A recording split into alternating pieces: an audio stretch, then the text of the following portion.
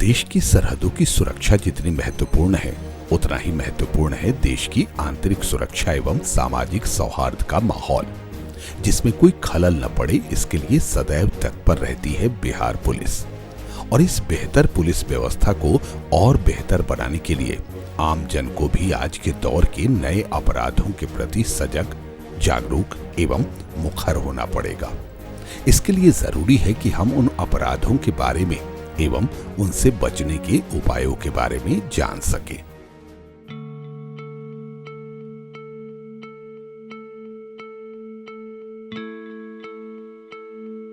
भीड़ द्वारा किसी व्यक्ति को मार दिए जाने या उस पर हमला कर दिए जाने की खबर पिछले कुछ सालों से बहुत आ रही है, जो हमें सोचने पर मजबूर कर रही है कि हम और हमारा समाज किस तरफ बढ़ रहा है। मॉब लिंचिंग के घटनाओं की जांच में यह तथ्य सामने आया है कि इस तरह की घटनाओं की सबसे बड़ी वजह है अफवाहों का बाजार, जो समाज में नफरत फैलाने वाले गलत इरादे के लोग फैलाते हैं। व्हाट्सएप एवं फेसबुक जैसे सोशल साइट्स के माध्यम से जघन्य अपराध है ये, और ये पागलपन है, बहसीपन है। कुछ असामाजिक तत्व इस तरह की अफवाह फैला करके और लोगों को पागल किए हुए हैं। लोग कुछ सुनने के लिए तैयार नहीं। कई घटनाएं हो गई। बार बार मैं कह रहा हूं, बिल्कुल अफवाह है। अगर मॉब लिंचिंग की घटना होती है, मुकदमे होंगे, पकड़े जाएंगे, जेल जाएंगे, स्पीडी ट्रायल होगा, आपका जीवन बर्बाद हो जाएगा। हमारा और आपका एक सजग नागरिक होने का ये कर्तव्य है कि इस तरह की अफवाहों पर ध्यान न दे एवं अपने स्थानीय पुलिस को इस बात से अवगत कराएं। इससे एक मासूम इंसान की जिंदगी एवं कई सारे लोग अपराधी बनने से बच सकते हैं।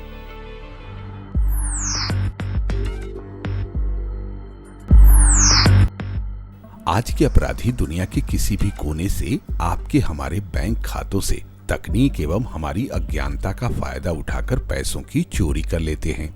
ये अपराधी इन्हीं तकनीक का इस्तेमाल करके हमारी निजता का भी हनन करते हैं। इस तरह के अपराधों को साइबर क्राइम कहा जाता है। साइबर क्राइम एक ऐसा क्राइम है जिसमें कंप्यूटर के द्वारा इंफॉर्मेशन की चोरी, आइडेंटिटी की चोरी, ऑनलाइन फ्रॉड, चाइल्ड पोर्नोग्राफी और हेट क्राइम्स को अंजाम दिया जाता है। जो लोग इंटरनेट टेक्नोलॉजी का इस्तेमाल कर दूसरे किसी का personal information, business trade secrets को इलीगली एक्सेस करते हैं, उन्हें साइबर क्रिमिनल्स, हैकर्स या क्रैकर्स कहा जाता है। हमारी सतर्कता एवं तत्परता हमें इन तरह के अपराधों से बचा सकती है और बिहार पुलिस की साइबर क्राइम शाखा पूर्णतः सक्षम है इस तरह के अपराधों से निपटने के लिए। पूरे बिहार राज्य में साइबर अपराधों की रोकथाम के लिए एक विशिष्ट कार्य योजना बनाई गई है। उस कार्य योजना के तहत उन पदों पर पदाधिकारियों की प्रतिनियुक्ति और पदस्थापना भी कर दी गई है। उन यूनिट को काम करने के लिए हार्डवेयर और सॉफ्टवेयर जो चाहिए वो उपलब्ध कराए गए हैं।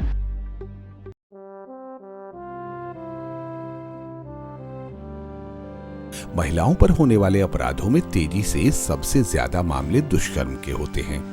समाज में विकृत मानसिकता के चलते ही पुरुष इस जघन्य अपराध को अंजाम देते हैं। उन्हें न तो कानून का डर होता है और न कोई सामाजिक सरोकार की परवाह। पिछले कुछ सालों में महिलाओं के प्रति बढ़ते अपराध ने सारी हदें पार कर दी है। ये बिलीफ सिस्टम की गड़बड़ी करना है। कहीं ना कहीं से हमारे बिलीफ सिस्टम में ये बात है कि महिलाएं दूसरे दर्जे की नागरिक हैं, इसलिए इस तरह की बातें होती हैं। तो हमें ये समझना चाहिए कि नारी तो मातृशक्ति है। अगर उसका सम्मान नहीं होगा तो समाज बचेगा नहीं। अगर आंकड़ों पर भरोसा किया जाए तो इससे यही पता चलता है कि एक साल में अमूमन हर 3 महीने में 2 महिलाएं यौन उत्पीड़न का शिकार होती हैं। तो अभी के दृष्टिकोण में महिलाओं के प्रति अपराध के लिए पुलिस पदाधिकारियों को और पुलिस कर्मियों को प्रशिक्षण के क्रम में सबसे पहले संवेदनशील करना आवश्यक होता है। इन कर्मियों को, इन पदाधिकारियों को महिलाओं के प्रति अपराध के संदर्भ में जो भी आवश्यक कानून है, जो भी आवश्यक लेजिस्लेशन है, एक्ट्स हैं, उनकी जानकारी देना, उन एक्ट्स को पढ़ाना और उनके व्यवहारिक बिंदुओं को समझना और प्रैक्टिकली किस प्रकार उसको इम्प्लीमेंट करना है। 80% महिलाएं लोक लज्जा के कारण न तो शिकायत लिखवाती हैं और वे ये समझती हैं कि वे अपराधी कानून से छूट जाएंगे और उसके बाद वे ज्यादा प्रताड़ित होंगी, जबकि समाज के हर तबके को इस हालत के खिलाफ खड़ा होना पड़ेगा। क्राइम अगेंस्ट वेमेन के मामलों में हम लोग प्रोएक्टिव अप्रोच अपनाते हैं कि यदि विक्टिम नहीं भी अप्रोच किया है और हम लोगों को विक्टिमाइजेशन का पता चलता है तो हम लोग विक्टिम को लोकेट करके कांड दर्ज करके प्रभावकारी अनुसंधान दर्ज करके अभियुक्त को सजा दिलाने का प्रयास करते हैं।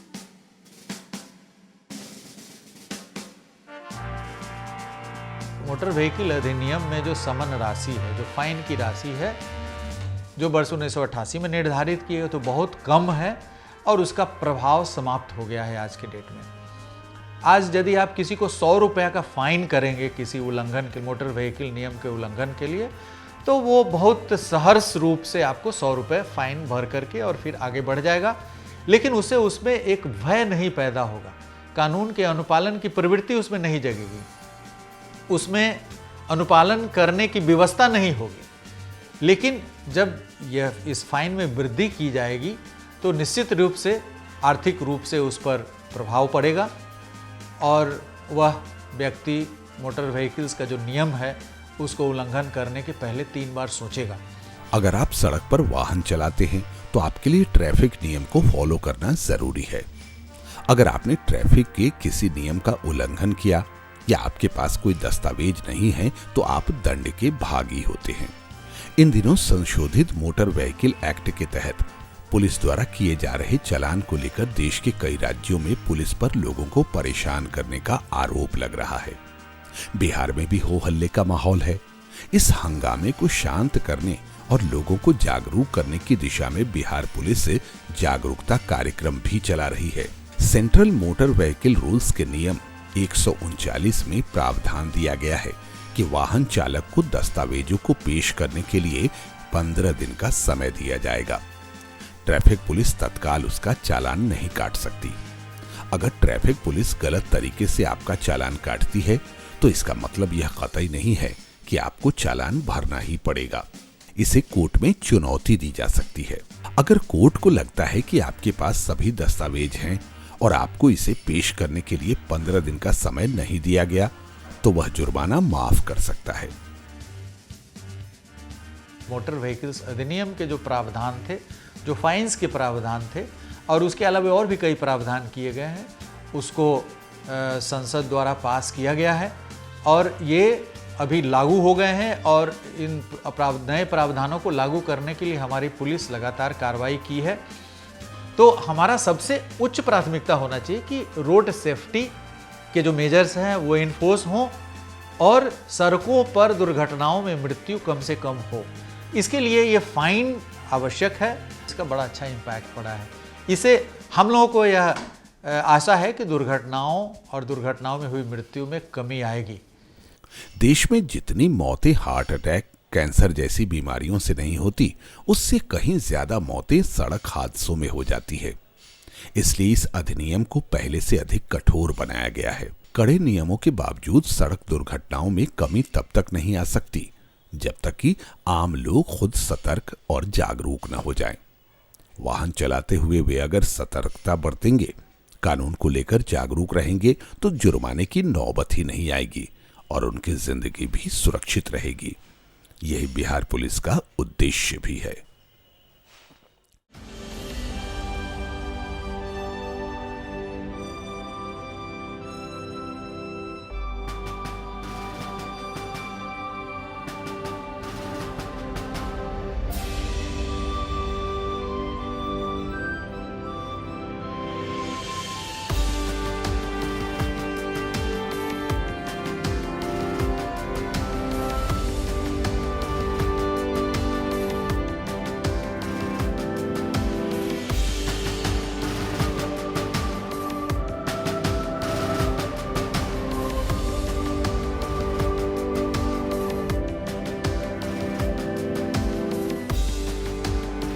राज्य में आतंकवादी गतिविधियों से निपटने के लिए बिहार पुलिस की आतंकवाद रोधी दस्ता तमाम तरह के आधुनिक शस्त्रों एवं आधुनिक उपकरणों से लैस एक अति विशिष्ट शाखा है।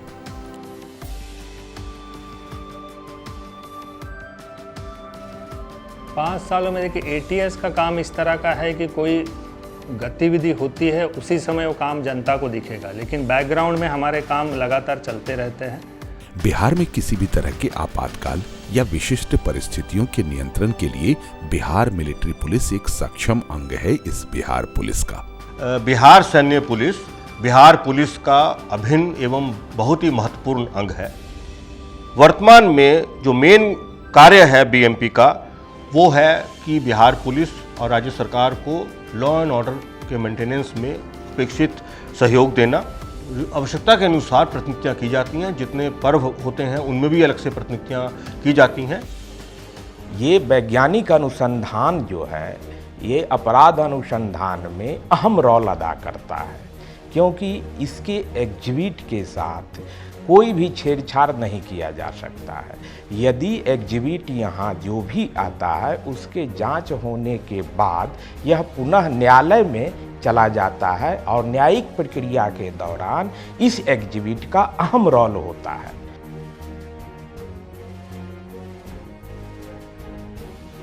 फिंगरप्रिंट साक्ष्य एक अकाट साक्ष्य है और इसका कारण है कि ये एक ऐसे निशान हैं उंगलियों के, कोख से कब्र तक नहीं बदलते और हर इंसान के अलग अलग होते हैं। तो इसके इसी गुण के कारण अगर फिंगरप्रिंट के आधार पर कोई अपराधी सिद्ध होता है तो उसे दंड मिलना निश्चित होता है। अतः जब भी कोई आपराधिक घटना कहीं घट जाए, कोई भी वारदात हो जाए, तो किसी भी वस्तु को हाथ न लगाएं जब तक कि फिंगरप्रिंट ब्यूरो की टीम वहां पहुंचकर निरीक्षण का कार्य न कर ले।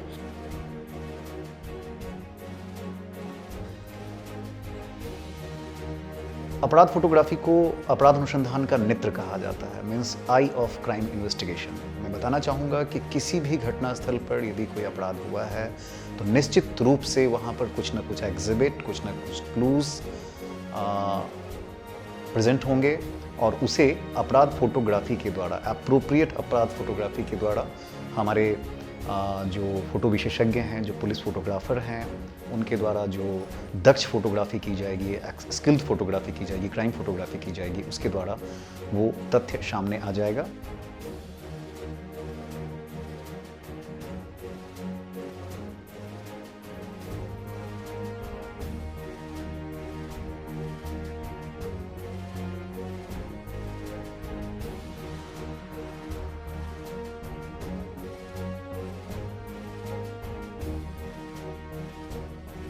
आम नागरिक को हमें आश्वस्त करना चाहेंगे कि बिहार पुलिस अहर्निश उनकी सेवा में है, लेकिन पुलिस और जनता का जो सहयोग और समन्वय है वो जब एक साथ मिलकर के हम कार्य करेंगे तो अपराधियों के विरुद्ध कार्रवाई करने में सफल होंगे। कि आम जनता इस बात को समझे कि अपराधी की कोई जात नहीं होती, उसका कोई मजहब नहीं होता, उसका कोई दल नहीं होता, अपराधी सिर्फ अपराधी होता है।